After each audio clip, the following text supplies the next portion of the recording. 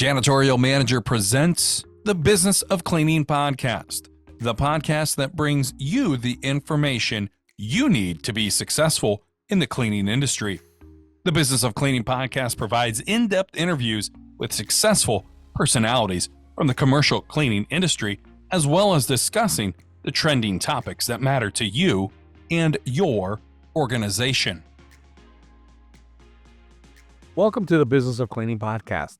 This special episode is our best of conversations from 2024, where we take a moment to look back and celebrate the impactful guests and key conversations that have shaped the cleaning industry over the past year. From strategies to improve your cleaning operation to inspiring stories of industry leaders, this episode is packed with insights designed just for you. As we close out 2024, we want to thank each and every one of you, our dedicated listeners. Your support and engagement make this podcast possible and drive us to bring you the most relevant, meaningful content each month. It's been an incredible year, and we can't wait to kick off 2025 with even more inspiring guests, hard-hitting topics, and practical takeaways for your cleaning operation. You know, I say rebrand, but we really didn't have a brand before. This was really our branding effort. And it started out of the thing as I was going through and learning, okay, we had to create a growth machine, we had to create marketing. And I said, okay, well, how do we get customers? What kind of customers do we want? You start going through and answering all these questions. And then as part of that process, I was exposed to a video by Simon Sinek, and it was about understanding your why. And really, companies don't buy from someone because they do a good job. They buy for them because they buy into why they're doing what they're doing. And so we had to really figure out what our why was. And last year, I was actually involved in a program with Salesforce. It was an entrepreneurship mentoring program. And they gave me access to some of the best minds at Salesforce, some creative forces, some marketing forces, sales forces. And the really great thing was that we actually were able to develop a mission, beyond just making money, and because it would allow us to attract the right customers. Because without people knowing what you're about, why do they choose you over any of the other 100 guys out there with a mop and a bucket that claims they clean good out there? I mean, how do they do that? And so, building that whole process, it allowed us to articulate our mission and to be able to attract the right customers through digital marketing and account-based marketing. And, we've learned to identify customers who share our values. Like our mission is clear now. We say our mission is to be caretakers and stewards and restoring and enriching spaces so businesses can thrive. And the thing is, it sounds like, oh, wow, what a thing. But really, we do seek partnerships with those who value their facilities as much as we do. We really looked at it as a process. And so we laid out the process that we were going through and the objectives that we want to accomplish, more so than the specific detailed steps of everything. But we had the right resources. We took our time.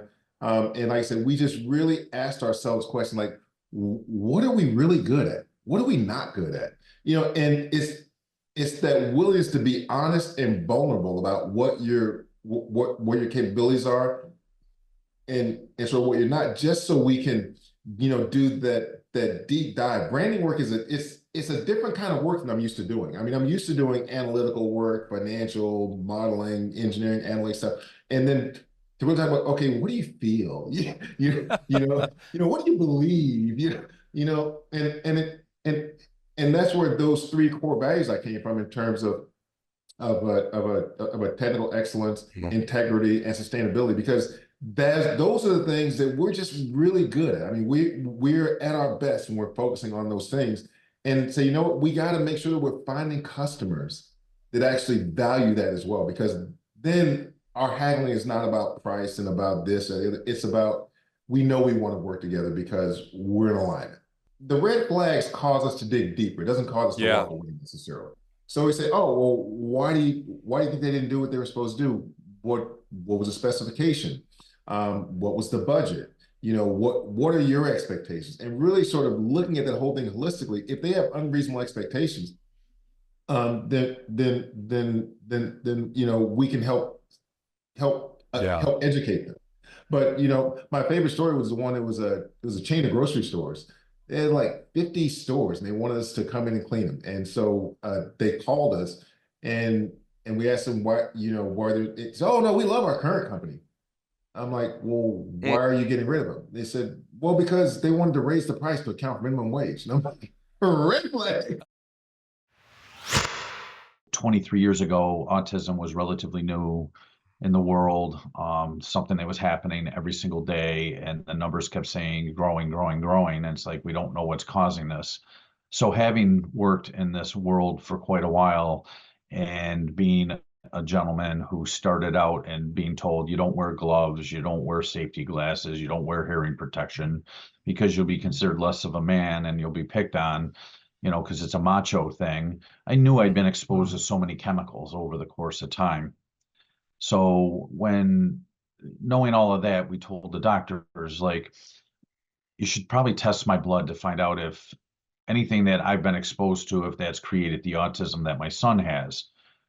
Well, again, because it was back then, nobody knew. They tested my blood and they come back and they said, well, there's good news, bad news. And like any parent, well, what's the good news? Well, you didn't cause anything that got your son sick.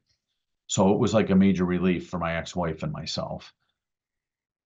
But what I was not ready for was the bad news, which was that I had more chemicals in my body than an embalmed person, because skin is the biggest organ that we have. So the skin is how we take in all the chemicals that are being used in reaching, and a lot of the chemicals that were used that many years ago had butyls in them, and the EPA has outlawed a lot of them because they were carcinogens, they were this, they were that. I do have some damage to my lungs and to my hands and feet, the nerves, because of some of the stuff that I've worked with over the years. But I also took the risk. And when I had the opportunity to start my own business, I'm like, there's got to be a better way. There's got to be a way to protect the frontline employee that's actually doing the work.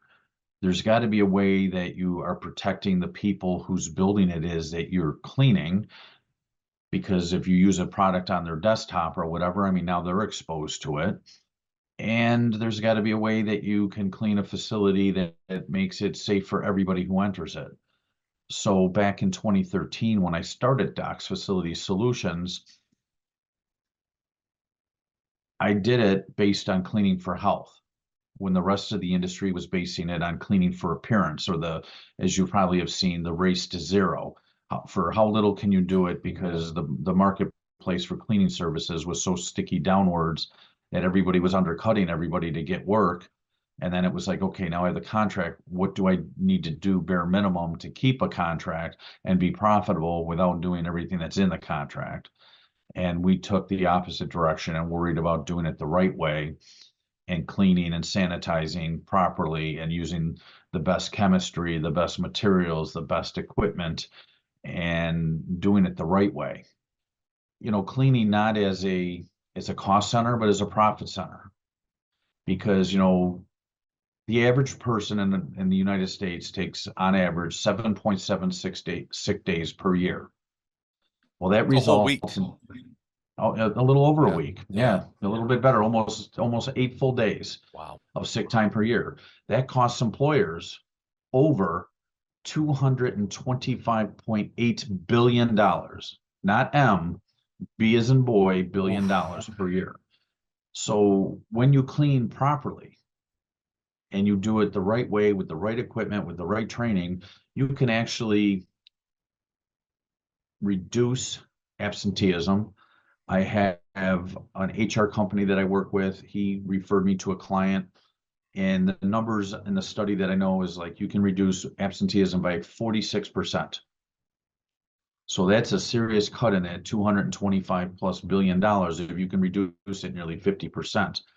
And he worked for a company, and we reduced their absenteeism by more than 50%. Wow, that's incredible. And he's like, the only difference was you. And the air that when we first started cleaning there, they were a manufacturing company, and you could smell all the lubricants in the air. After 2 months of us doing the cleaning, you didn't smell the lubricants in the air anymore. because we were getting the soils out of the building. We were cleaning properly. The people that were there were happier. They worked more productivity wise. There was a higher output. There was less sick time. They weren't having to pay overtime and double time to people to cover shifts. So for them, that resulted right to the bottom line and saved them over $125,000 the first year we were there. And we were doing the cleaning in that facility for far less than the $125,000 that they realized in additional profits. So, to me, cleaning is a profit center. We add money to the bottom line by reducing sick days. I'm still overcome with emotion. I caught COVID in January of 2022. And on the 19th of January, I actually flatlined. I died. They resuscitated me with paddles, and I woke up in the intensive care unit on a ventilator. And my number one, the first person that reports to me, Sonia Arzwaga, is she was an amazing woman. She had requested vacation back in like November that I had signed off on. That was for like February 1st. And she took it upon herself to cancel her vacation and run the company while I was unable to do so.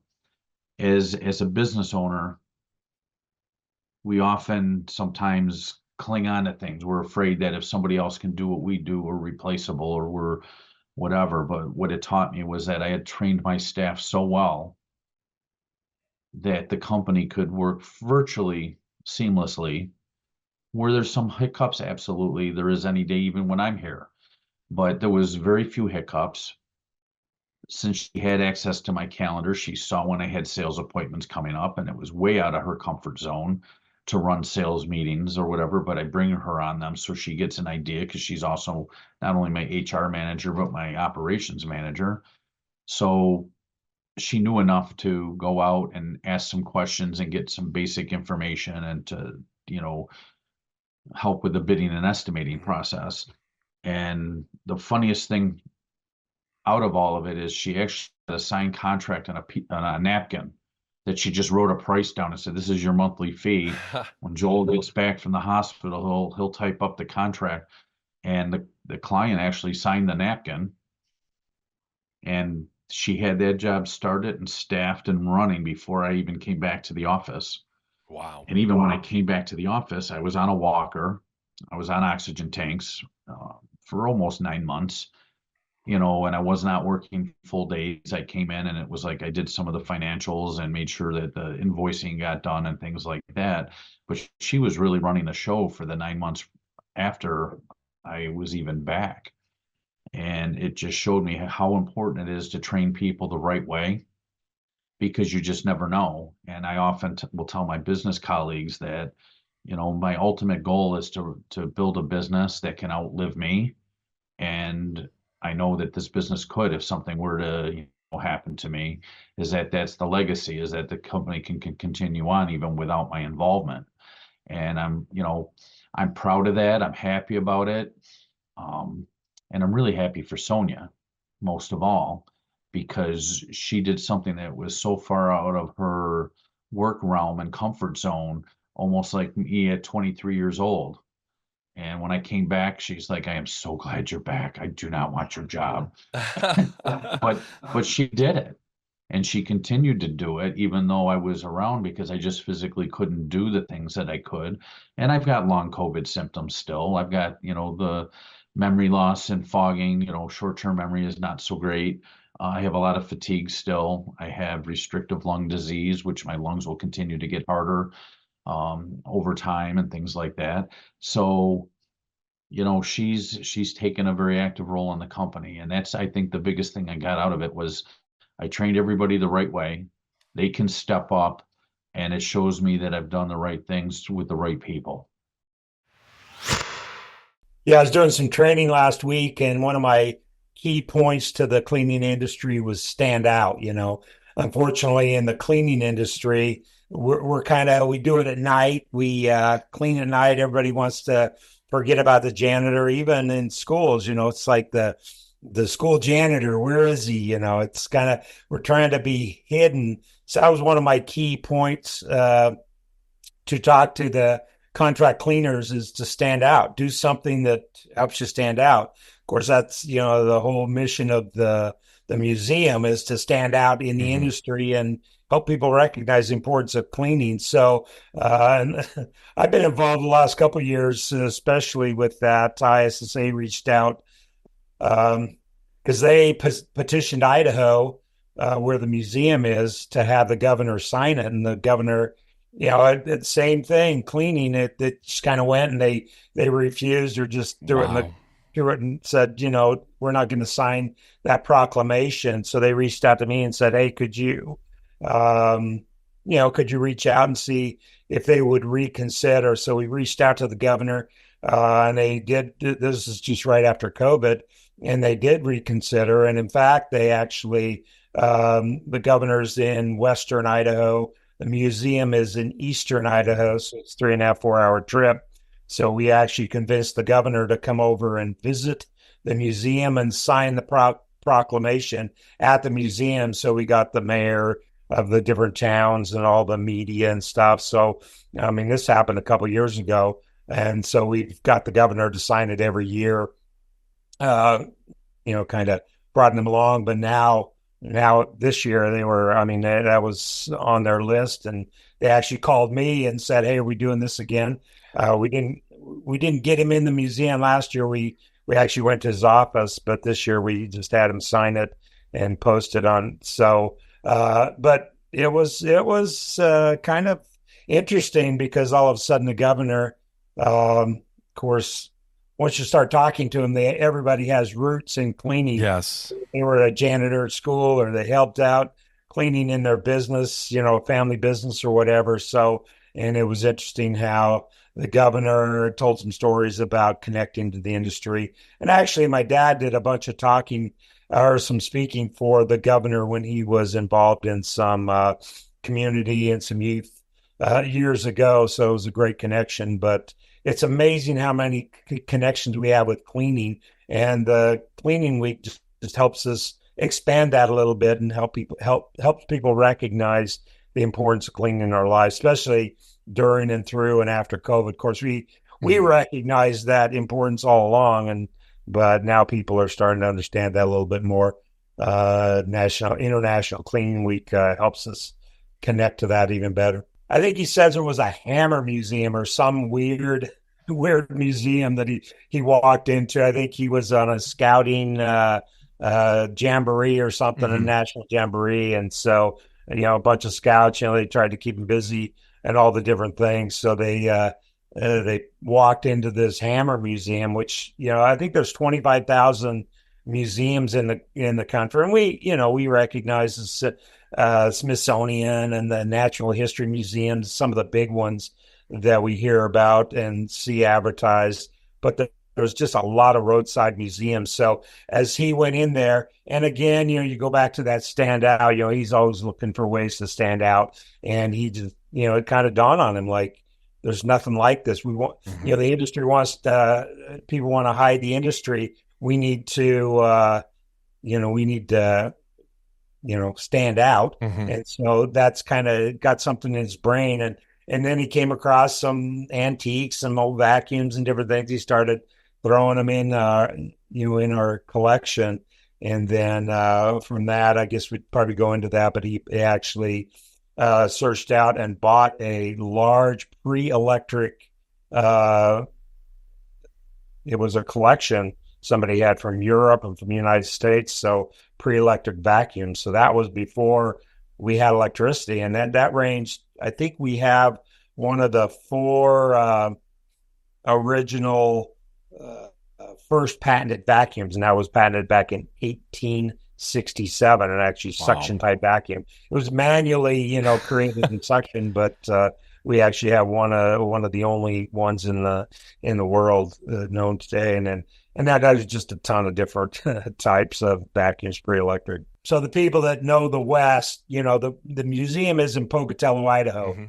So we're a little out of the way when it comes to roadside museums are all over, but, you know, Pocatello isn't the biggest traveled. But, if you're headed to Yellowstone National Park, it's kind of on that way. So we actually get, if you know the West, Salt Lake City, we're about 2.5 hours straight north of Salt Lake City, but we're on that road to Yellowstone. Mm-hmm. So actually the museum itself gets a lot of those travelers that have no idea about the industry or something.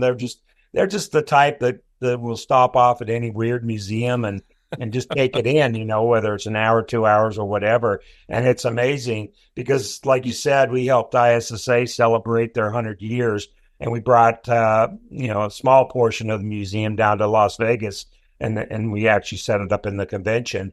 And of course, the industry goes wild when they see all that stuff that, they're looking at a buffer that's 120 years old. Electricity, in 1899, you could barely find a building that had electricity. Right. So that was, pretty amazing. And so the industry looking at that and going wild, looking at that. But it's the observation you made about the people walking in a cleaning museum, not knowing what to expect. Mm-hmm. And after the going through, just blown away, and all the connections they start to make in their own personal life that's related to cleaning. And a lot of them, of course, go back to their household cleaning and stuff. But all of a sudden they look at where they work, where they shop, where they, all those, where they eat, restaurants, all those things come back to, and it has those connections to cleaning. And so it's amazing when they walk out, the new respect they have for cleaning. A lot of it was a lot of legwork, knocking on doors. So weekends we started off with meeting for, monthly, once a month, to talk about our business plan. And then also, how do we start generating some income, right?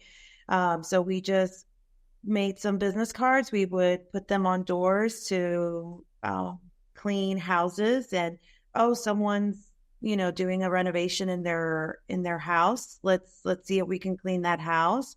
And then we would also just knock on businesses and just drop off our business card on the weekends, letting them know that we do janitorial cleaning. We still have those notebooks to this day, and coming up with, well, how are we going to grow, and outlining our projections and what we needed. Okay, we need this many people to hit this target number, and what is it going to take to get to that amount of people, and what are we going to need to provide to those people, supplies, a vehicle, basically setting a budget. How much is the vehicle going to cost? How much are, their labor, how much is their labor going to cost us?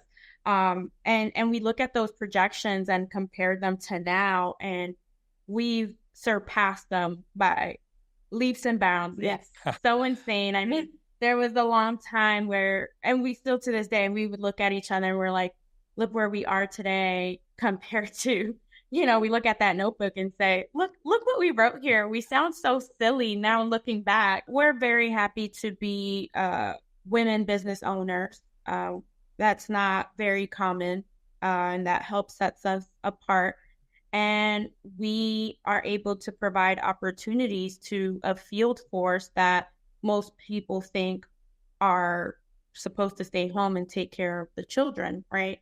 So they're able to kind of do it all. We provide them an opportunity, they can work, and they're able to provide for their families in addition to other income that they might have from their partner, and they're able to exercise their skills and learn and grow from there and, get promoted. We have people that started as cleaners, we've known for a while. They've been with us since the beginning in 2020.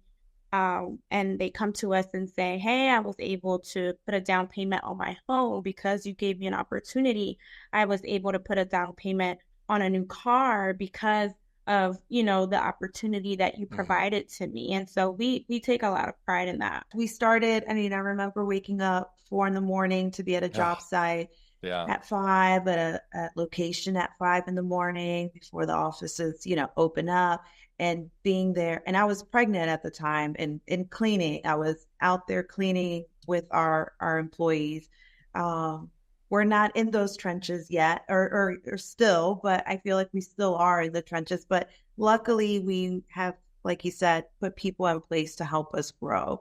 And at first, it's a little hard to give up that trust, but we realized that we weren't going to grow or get to where we're at now if we didn't trust others to do that.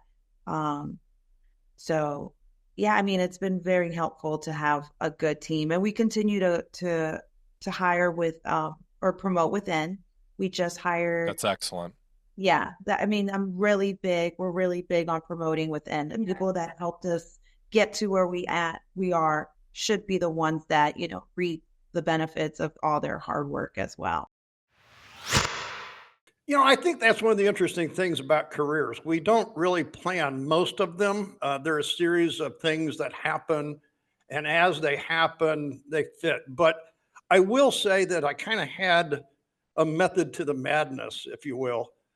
Sometimes I can guarantee it definitely was madness. But I did. I went from,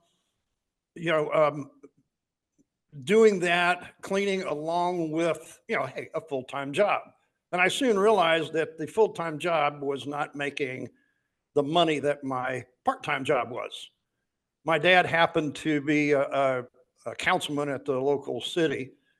And he said, well, City Hall needs to be cleaned. The contract's coming up. So I had to start up a business in order to get the contract. And I quit my full-time job, started doing that. And then another gentleman came along and said, hey, I'd like for you to run my company. Well, I won't tell you all of the bad things that happened, but let's say the good thing is I learned a whole lot in the next 4 years. And then I said, well, I need to change. And I did something that most people would never actually think of doing. I left Tulsa and went to St. Louis. Never been there before in my life, didn't know anything. So you're looking at a city like St. Louis. How do you find a job? So I went and interviewed janitorial supply houses. Now, it's not something that normally people would do for, to find a job. I went and interviewed them. And the whole idea was I went in and said, I'm a cleaning contractor. I'm just coming into town. And the one that treated me the best, I went back to them and said, I need a sales job with you. Well, 2 companies later and 35 years of selling janitorial supplies in the Missouri, rural area of Missouri, I got the opportunity to move down here to Florida and then take all of that knowledge, all of that skill, all of the, working hand in glove with end users, all of that, and then go into what my passion was, and that's helping people. And I do it continually now through, hey, it was interesting. One guy said the other day, he said, Professor Dave, certifications today need to focus on advancement. They need to focus on using new technology. I was listening to the History Channel the other night, and they're the foods that built America, the cars that built America. And if anybody's moving forward, they're using technology. They're not using the same technology that they did 80 years before. Yeah. I think that's where cleaning companies today need to look for the certifications that move them forward using current processes and technology. Some of it is very, very basic, but I'll tell you this, Tim, there's probably not one class in a month that I teach that hasn't changed from the previous month. That's progressive certification. I will tell you, folks, if you're listening in my voice today, everybody knows what they're doing wrong. You don't have to tell them. What you do have to tell them is what they're doing right. Right. So if you would use your survey program, whatever it is that you have, as a reward program, just think of this. Will you get more reward if you keep rewarding people? Or do you not get rewards when you keep beating them over the head about what they did wrong? You know what? You're going to get what the old saying, you reap what you sow.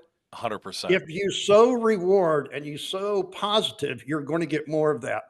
So whenever you're looking at your frontline workers, how do we maintain keeping them employed. It's through engagement. And I guarantee you, whenever I started using Kahoot, there is hardly a generation today that doesn't carry one of these. We're all using them. So when I start one of my presentations, you mentioned at a conference, in the first 1 minute, I tell everybody to take it out. Oh, people don't want to take it out. They're afraid they're going to get hit with, it's something bad. I say, take it out, turn it on. We're going to use it. You take away the negative. Yeah. And now what do you get? You get the positive. Folks, if you will do this with your people, you will start getting them to engage and to listen and to be a part of. And I've done this in the crowds of 300 custodians in a whole auditorium. It's great to see. Oh, there's the people that sit back and they're not going to do it. I'm not going to do that. By about the third question, everybody's trying to figure out how to do it.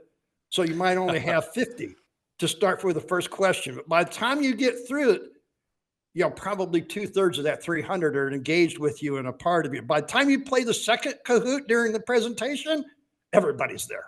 It's a wonderful thing. And you build that positive, and you can't help but have fun. The passion just comes through. You enjoy it. We have already, folks, here at the Academy, we have jumped into the metaverse. So if you go to our website, you will find that you can jump into the metaverse right now. You can do it through your phone, your laptop, your desktop computer, or VR if you want. And you can actually stroll through the gallery of courses. So just like you would walk into an art gallery, Tim, you can walk through the gallery, look at the pictures on the wall, click on them. They usually have a video. And if you're interested, you can actually go to the link and go right to the course. There's nobody else in our industry that I know of right here while we're broadcasting this today that is doing this. Today, that's not changing anything. There's nobody really using it. I have a few people here and there. Is it making a big splash? No. But just like with every other technology, the people that are operating it have to learn.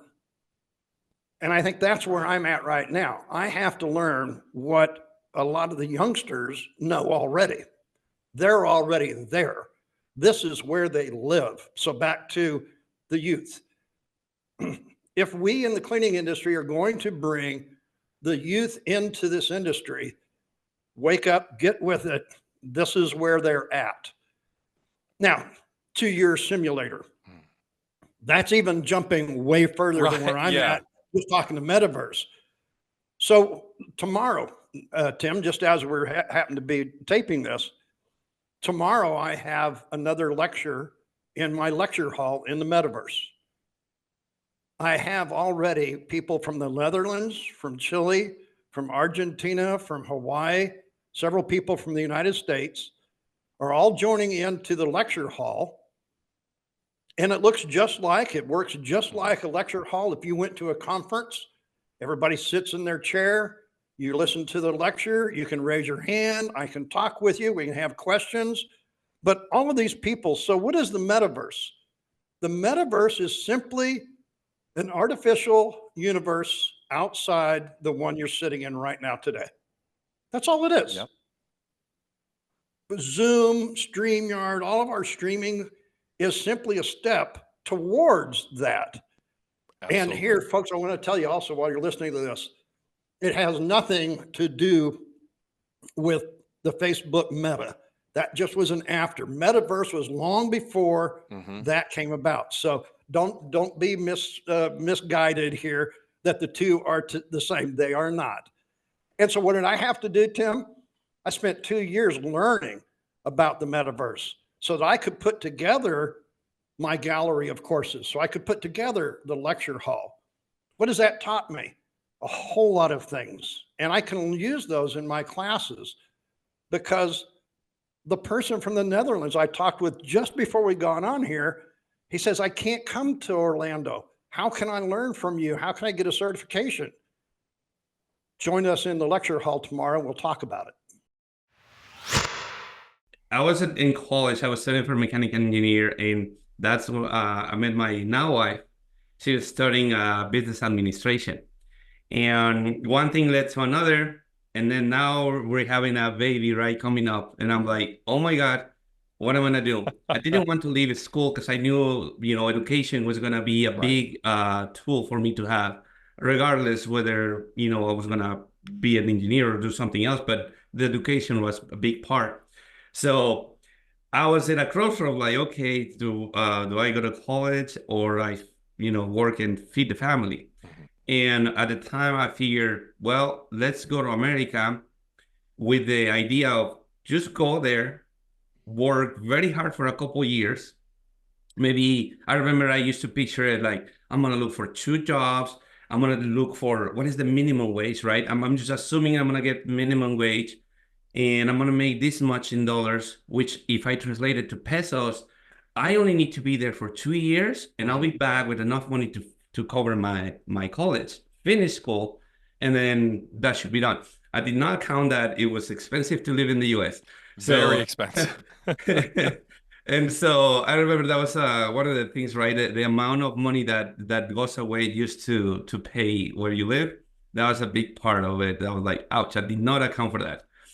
And plus other things, right? Language barrier and whatnot. But yeah, I guess the decision was I need to go make money and work very hard, save a lot of money, as much money as I can, go back and finish. And I did. I came here, lasted for a year and 8 months, and I went back. And this is a time where we found out that my son was. I remember we noticed something. She was normal developing kid, and then when he hit like a 3-year-old mark, he started to stop talking. He just not talking at all. So we took him to different clinics, and then that's when we found out that he was diagnosed with Asperger's, a form of autism. So I'm like, well, in Mexico, there's not many options for him, nor the schools, nor treatments, nor nothing. Your best bet is going back to the US and then move everyone there. At that point, I'm like, I'm not thinking twice. I need to do that. It was more about my son. I'm like, I need to figure out how I'm gonna make it. Because my question was this: I was like, how do you treat autism? And I was like, there's no treatment. It's very new. So all you can do is speech therapies and social, group therapies, and you give them as much support.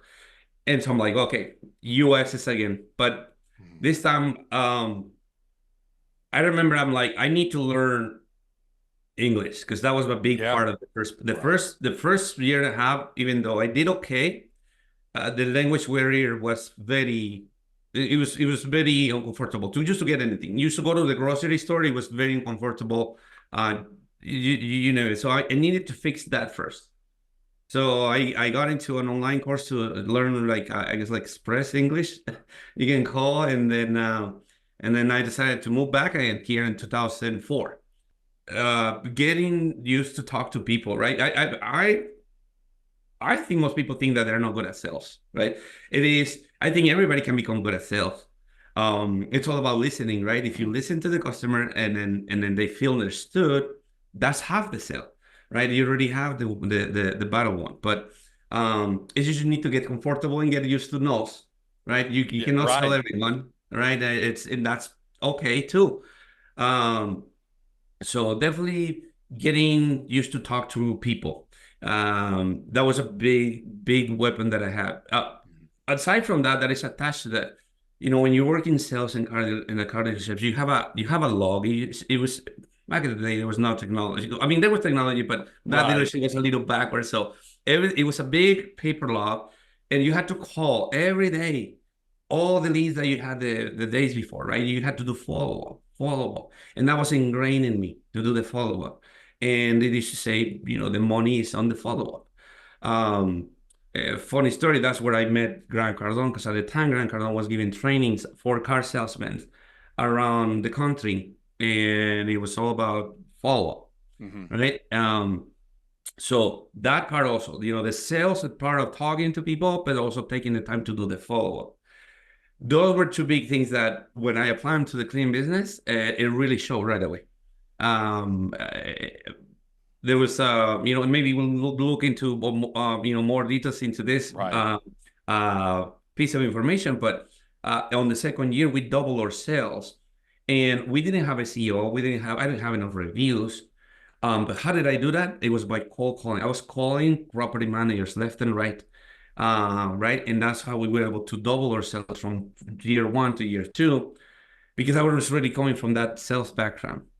And so that definitely was the biggest two tools, right? Getting comfortable talking to people and doing the sales. So we had finished our first year, and we did good, right? For the first year cleaning, I was happy. But like I said, I didn't understand SEO or paid ads or any of these methods of getting more people to call you or see your company. So I'm like, you know what? Let me start Googling property management companies. They need cleaners. And I'm going to start calling. So I start calling like a list of them. And then, some people are like, yeah, give me your prices. No, I already have someone. Yes, perfect timing, and this is early, in the early months of the second year. So January, February, March, I already get some yeses, but they're not sending me enough customers. But then I remember May, June, July, a lot of people move all the time. And then the jobs start spurring, move outs here, move outs there, deep cleaning. And then it just started rolling. And I remember at that point, I stopped even answering the phone because I had to jump on the field. Yeah. And I was doing the working 7 days a week. I was surprised because I always tell other people that if you're starting, go with the property management companies. They need contractors, whether it's cleaners, whether it's other type of service, maybe window cleaning perhaps or whatever. Go to them. They already have. I'm pretty sure they already work with someone, but never hurts to try. Get in close to them. Focus on 3 things really that have the biggest impact on the amount of eyes that are gonna see your company. The first one is SEO, right? That is a long-term game. Definitely focus on SEO and hire someone that tells you how things are working, right? How you're ranking currently. And how you're gonna rank monitor. That's something you really look into it. But once that you have that figured out, I would say spend on Google Ads. That's where most people are going to search your services for. And if you're at the top, either organically or paid, exactly, you're gonna nail them. Track more eyes. More eyes. And now, some people that land on your website and for whatever reason leave, they got distracted or whatever, you can retarget them on Instagram, on Facebook. And then show them again an ad, say, hey, come back. We forgot to submit your quote or something along those lines. And now you have the biggest platforms, Google being the biggest one, you capture in there organically or paid. And now if they leave, you can now following them on Instagram or Facebook. And if you focus on these 3, I think you should be good. There isn't many lead generation companies out there. And usually some advice and whatnot. I would say give them a shot. For the most part, you can just generate your own leads. That's better. But I will say, if you focus on those 3 platforms that I mentioned, you should be fine in a very short time. I would say it's this, and let me go back into different things that I've done in my past, and even my father. My father was in the utility business, but he always stressed to me how important it is to take really good care of customers, which is kind of unique for somebody in the utility business. But he always instilled that in me and my brother as we were, coming through college and then into our work careers. But the thing, I guess, that keeps, and then I've also worked at Upward, and we did a really nice job. Upward Sports did a really nice job of taking care of customers. And so what I would say is in this business, I think there's a lot of room to help, one, for France Building Services to do a really, really nice job of taking care of customers. And then secondly, as part of being a part of Elite BSC is really helping. And it's a joy to work with other companies who are like-minded, who are saying, hey, there's a lot of people in this space. There's a lot of companies here. It's easy to get into this industry. And some companies just don't do it that well. But it's a quest to say, hey, when a customer says, you know what, I've went through a lot of janitorial companies here, but when we got friends here, problems seem to go away. And that's what kind of keeps me going. It's enriching the lives of customers. And so a lot of times I think that it's, that we can begin to think about all of the things that we do and how we do things. Like, for instance, things like doing inspections. In our industry, we think that's really important, and it is important to do inspections on work. But at the end of the day, the customer really doesn't value the inspection. What the customer values are three things, and I would say they're all equal. And the first is they want reduced distractions. They're very busy, and they have a lot of stuff on their plate, and they don't want to be interrupted with things like, hey, there's no toilet paper in the ladies' room. So it's reduced distractions. There's peace of mind. I've heard many customers say, you know, what I want to do is I want to go home at night and know that the cleaning companies can come in here and do their job, and the next morning I'm coming in and all the trash has been emptied and everything looks nice. And then I think there's a last thing, and that is reputational assurance. That's probably not the best way to say it, but it is that when someone hires us or any cleaning company, they're kind of putting their neck out. They're saying, hey, I have made a decision to bring this cleaning company in. And if it's done well, then people, kind of applaud them and say, hey, good choice. But when it's done poorly, it's a reflection on them. And so we've got those things as companies. Those are the things that we need to strive to do in order to create loyalty. And so we just talk about that a lot, and we spend time talking about that with our managers and talking about how a lot of times we think that we're doing inspections and cleaning buildings and those things, but really what we're doing is we're giving somebody peace of mind. A number of things that flow out of having loyal customers. And you mentioned one, it's loyal customers are more generally much more willing to talk about you in a favorable light. I've said from a sales or business development standpoint, there is no tool that is more valuable to me than a list of satisfied customers. I mean, because I can talk a lot about the value we bring and the things that we do. But if you say, hey, here's a list of 15 customers, just give them a call and they'll tell you. And so there's that referral piece. The second thing is most people, if you're doing a good job for them, they'll say, hey, we've got other things here in the building that we'd like for you to do, project work, additional services work.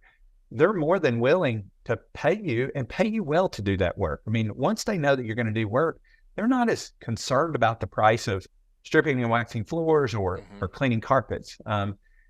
I would say the other thing is when it comes renewal time and it's time to go to them and ask for a price increase, again, that loyalty comes into play, and they're more willing to do that increase as well. Daughter-in-law at that time was about 37 years old, mother of three. The youngest was 16 months. And she was very athletically involved in running half marathons. And so she was doing a lot of working out in the gym with lifting weights, had a trainer getting her ready for, the next competition. And so she got an infection in her hand between her thumb and her first finger. And it didn't go away. And in fact,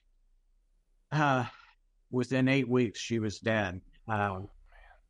Left my son with those three kids, and he was and is a nurse anesthetist, so he had to be at the hospital early in the morning. Had to hire a live-in nanny to take care of the kids and get the two older ones on the bus, and then take care of the little one until he could come home. But it impacted our family, and that was a health facility.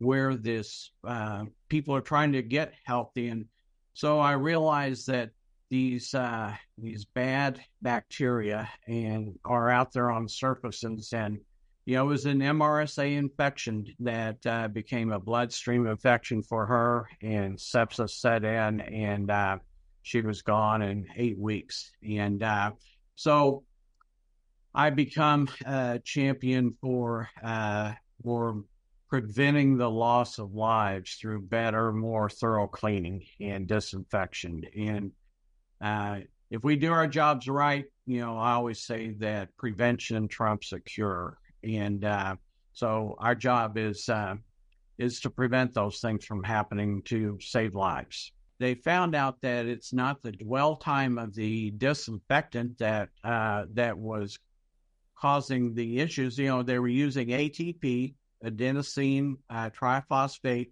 ATP, to test these surfaces.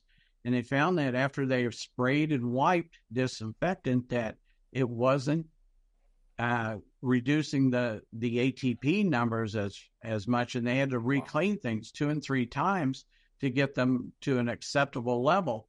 And what they discovered was that they weren't applying enough pressure to the microfiber wiper. And once they learned that, then they began to see their cases of surgical infections go down. And it was by better cleaning. And so I think that people have a kind of a misunderstanding, and they conflate cleaning with disinfecting, and they try to do both in one product. There are no silver bullets out there. It's still kind of a recipe of several things that will improve outcomes in hospitals. And one of the most important is that the environmental services worker is accepted as being a part of that patient care team.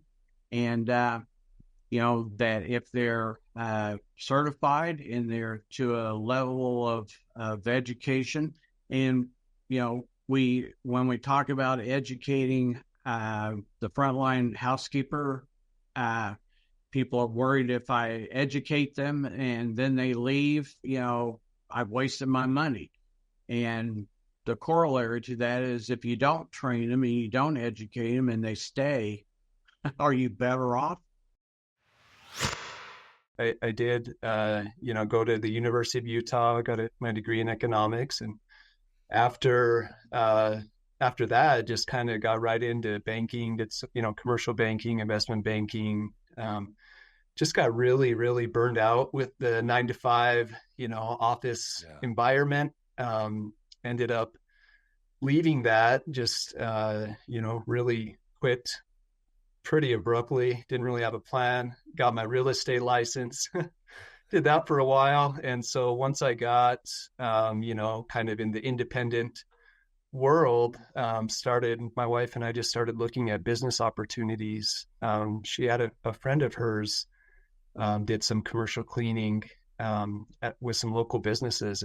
And we just looked into it, ran the numbers, looked at different types of businesses, and felt like there were some good opportunities in the commercial cleaning space. And so that's kind of what led us into it.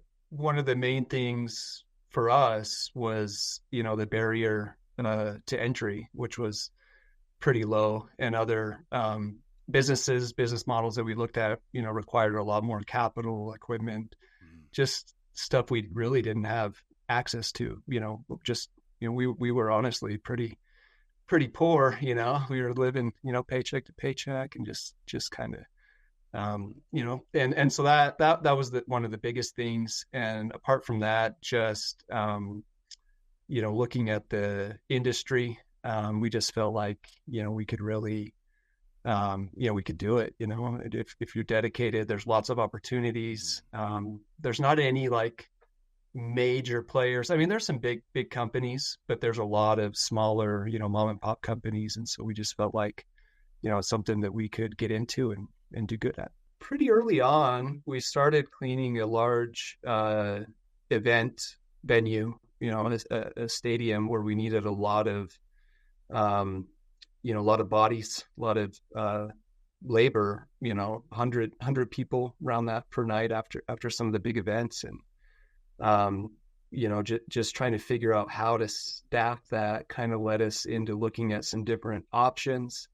We started at first, working, there was just a few people approached us that were, struggling, experiencing some homelessness, and they needed to make some money. And so we let them, really, didn't see it as a big deal, hired them. Yeah. And then, but as we, continued to work, they started referring more people over and started kind of sharing with us, their experiences. And so we really kind of started focusing on that. They have a hard time finding employment. We don't have an address and things like that. Don't have a place to shower and get ready and do interviews or resumes and that kind of thing. So, and at that point we realized it was a really good kind of situation if we can find the right people that are motivated and want to, get back on their feet, because then they can use that as a reference. They can, that paycheck, they can start to get into more permanent housing and just do things, really. Just that first step to get back on their feet. Don't judge a book by its cover. Probably one of the biggest things, give people a chance, especially if they're, referral. I think that helps a lot. We've had very, very few issues, with people that have come over on referrals. So, find a space, even if maybe you wouldn't have them work at a bank or something, but there's accounts, depending on the account, there's definitely opportunities to, employ, almost everybody. It takes a lot, I think, to not be employable at all. So yeah, I think just basically give people a chance. Look, as a young person, it was important to me that we learned how to sell, and nobody ever taught Greg or I how to do that. My dad came from the restaurant business. He had great customer service skills being in that background, and we saw that from early childhood, but nothing structured on how to go out and sell services door to door. So as a high schooler, my mom used to take us out to yard sales, and one of the things that I found was the art of selling by Zig Ziglar, a whole packet of cassette tapes. There's a brown a little brown case. And nowadays these young folks who may be listening to this are like, oh, cassette tapes are cool. Right. Well, they're cool until you burn them out. And that's what happened. I spent a lot of time listening to them everywhere I went. In the summer of my junior year in high school, I decided to go out and take a crack at going door to door. So did that. I was terrible at it. I thought it was like, hey, let's go out and see what we can do. And let's just say that the first person that said yes to me was a local karate dojo that is still in business. Was that the first sale? That's the first the sale. dojo was? Yeah. I thought it was Westcorp. Okay. No, that was the first one. And the guy still I hated that place. I know, I did too. But I still see the guy. I've since then, both my kids have had karate there, and I've gone to back to do some karate as well. And he's told me now multiple times that he only said yes because he felt sorry for me. But honestly, that's all I needed. Yeah, exactly. That's all that I think anybody needs is the one yes. Is that chance. And really, what it was for me is there's always a right way to do things. And the fundamentals for us are, people might, joke at it, but like cleaning toilets and things like that, there's fundamentals that wrap around how to clean. And then we work that into a system. And it's no different than when you're, going out to the field to, do what you need to do out there. If you got a guy that's not in the right position, then probably someone's going to get shot up. So same situation with cleaning. Everybody's got to know their job. Everybody's got to do it well. And then we have to create training that the average person can understand and be like, okay, that's how that works. Okay, now I can make money, because really that's the goal. Is there's a lot of people out there that are opening and closing janitorial companies like once a year. Oh, well, I can't make it. Or you know what, I'm going to get these counts and I'm going to subcontract them out, and then they die off in 2 years. Yeah. And we hear that a lot from people, but it's the longevity for us. And I think that all starts with training.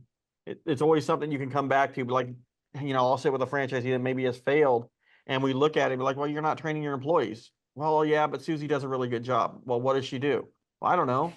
I think one of the big mistakes that most people make is that they write a scope of work and then they never revisit it. Or they don't communicate clearly with the customer what is included in it and what is not included in it.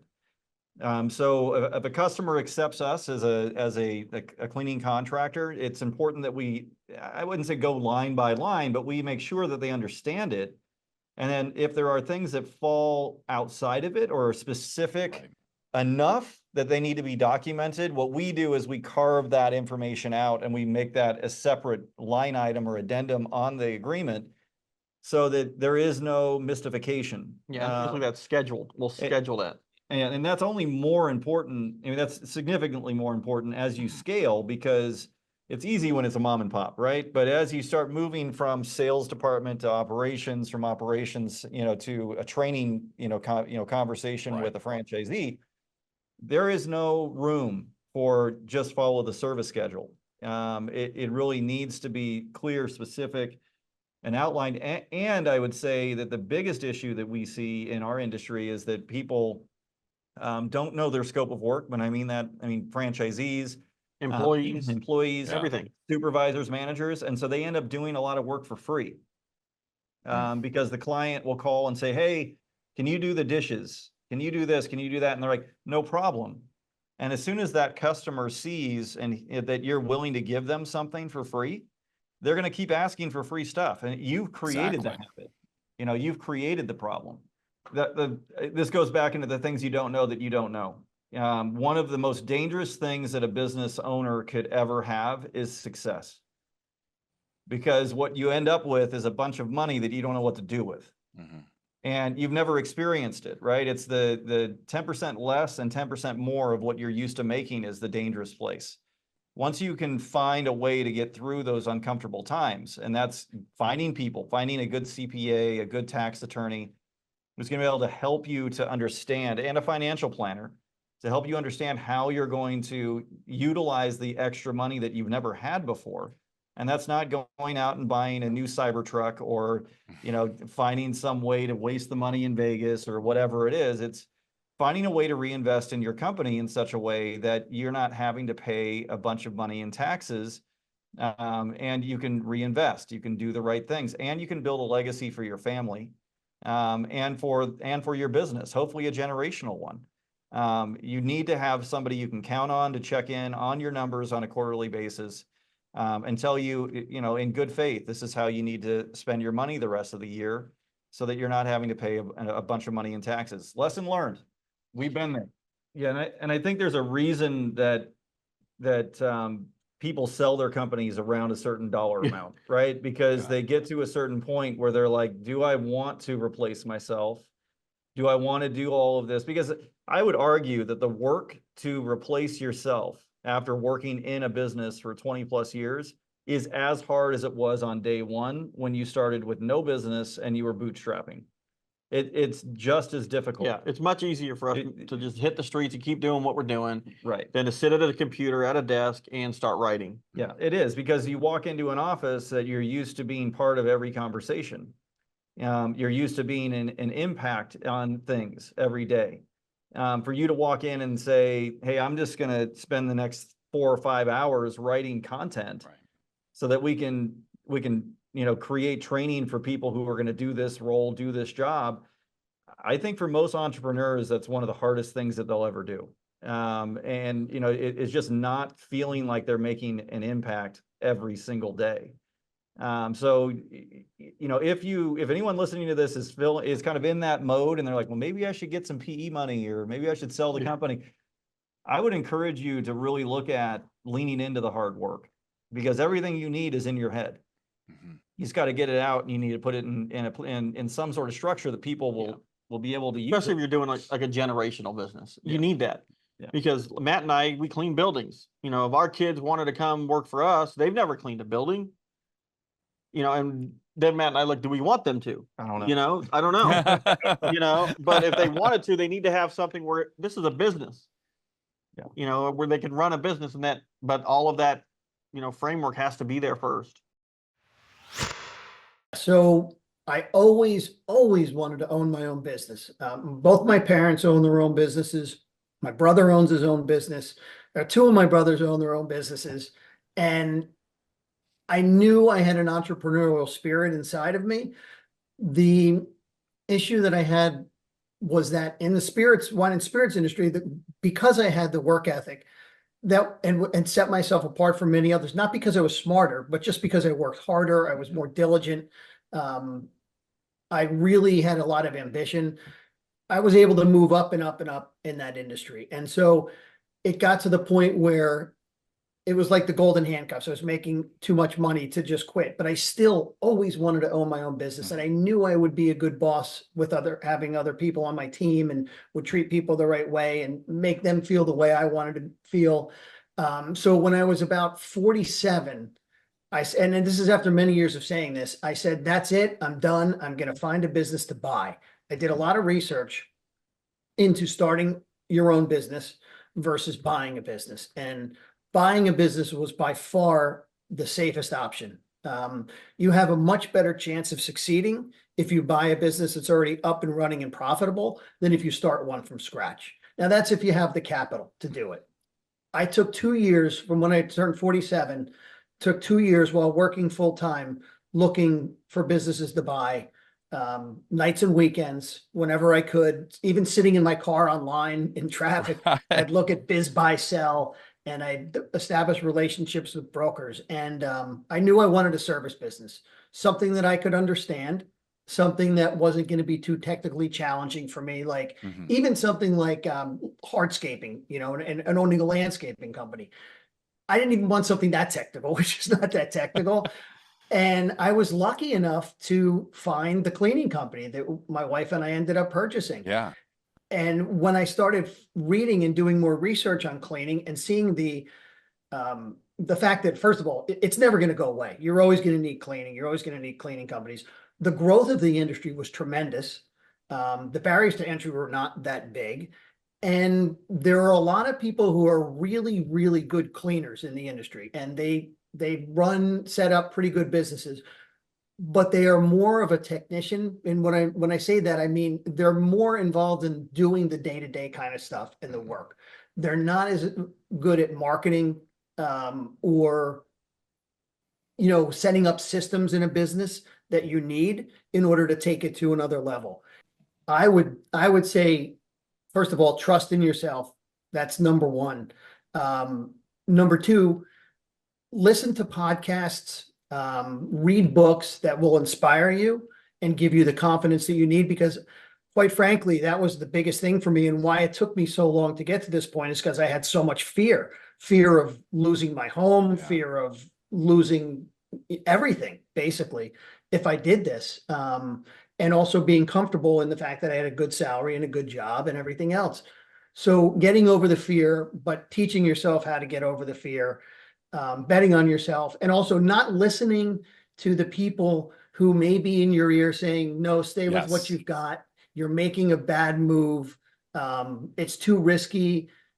And also do your due diligence. Like if you want to get into another business, or you want to, start a business, as long as you make sure you protect yourself and you believe in yourself, 9 times out of 10, you're going to be fine.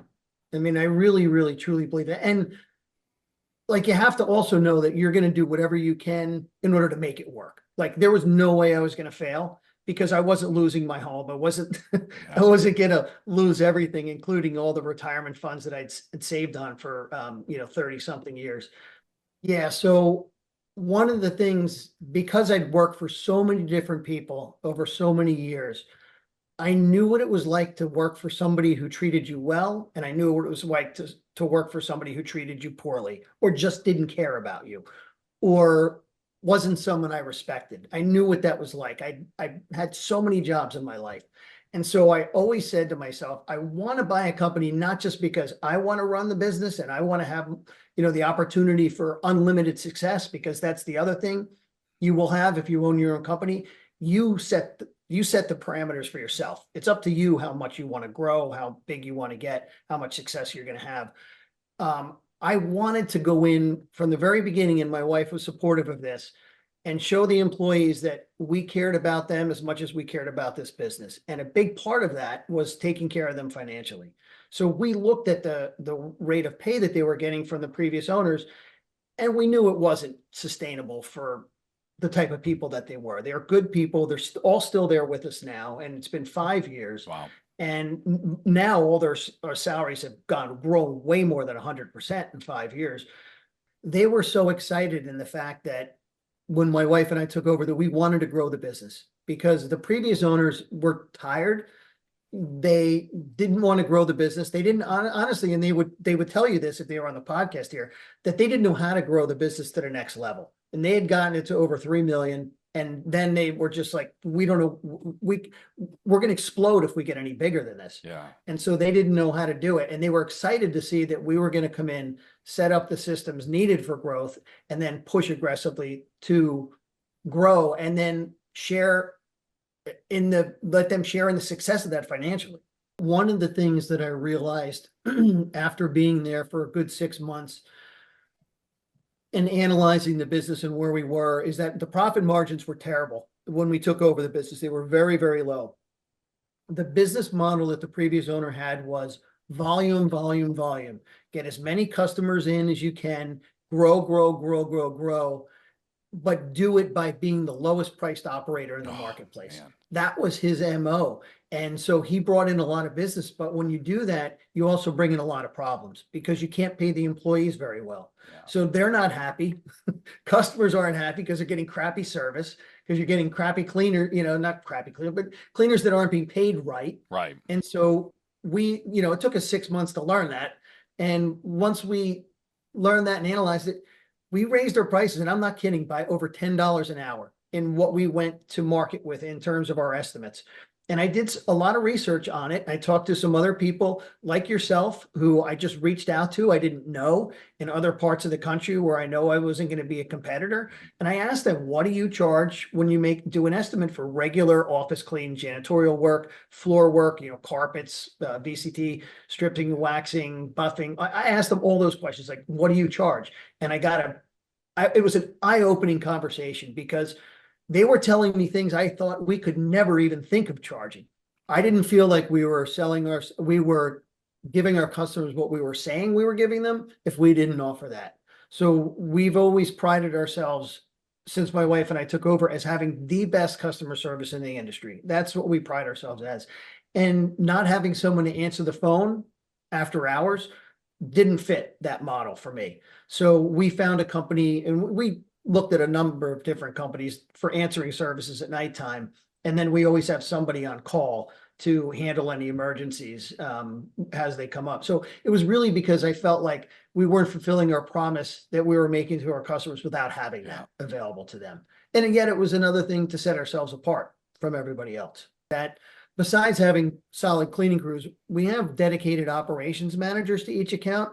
And I would tell anybody who's starting a cleaning company or running a cleaning company that if you're not doing this, and most of them I'm sure are, anybody that's very successful will be doing this, is these operations managers, we set it up so we know what are our top 125, 150 accounts.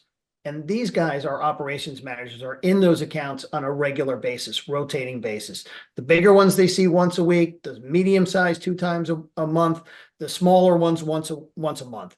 So we have a cadence for everybody. They all have a plan every single day of who they're going to go see. I mean, that's also been very key to our success, is that there's somebody from CNS besides the cleaning crew in their building on a regular basis. It's a big investment. Not everybody can make it, but being strategic in how you manage your accounts is very important. And that communication layer, so important to, whether it's with your team, whether it's with your clients, it is so important, so vital. When you guys lined up 5 years ago, became owners, 300 accounts, not bad. Now, 5 years later, here we are, over 1,000 monthly accounts, and you have tripled your revenue. When you started scaling and growing, and it started to happen this quickly, were you guys a little surprised at how fast that whirlwind came? Oh, tremendously surprised. I mean, it blew me away. I'm one of those kind of people that I put little post-it notes all over the place, and I've got like goals for myself. And I'm not like a big goals guy. Like I write down everything and I check it every day, but I make little post-its for myself, and I post it, and it's inside my medicine cabinet in the morning. So when I open it up every single day, I had goal for year 1, goal for year 2, goal for year 3, and then goal for year 5. And I had financial numbers written in there. And we hit goal for year 5 by year 3. Wow. So it blew me away. And I never thought, because I'd look at that and I'd tell my wife, she's in the bathroom standing there with me, getting ready in the morning, and be like, babe, I can't believe we did this. Like, look at where it is. And yeah, I mean, it's been a hard journey. I'm not going to say it's all been easy, but I'm very surprised at where we are right now. And the thing that I'm most excited about is that it's not enough, because we owe more to the employees. That when I'm 55, I'm not going to be doing this forever. We got to leave this business in a good spot for them. So if we can double, triple this business, it's really not for us. It's going to be for them. From everyone at Janitorial Manager, we wish you a very happy holiday season. Thank you for being part of our journey, and we look forward to sharing an even brighter year ahead with you.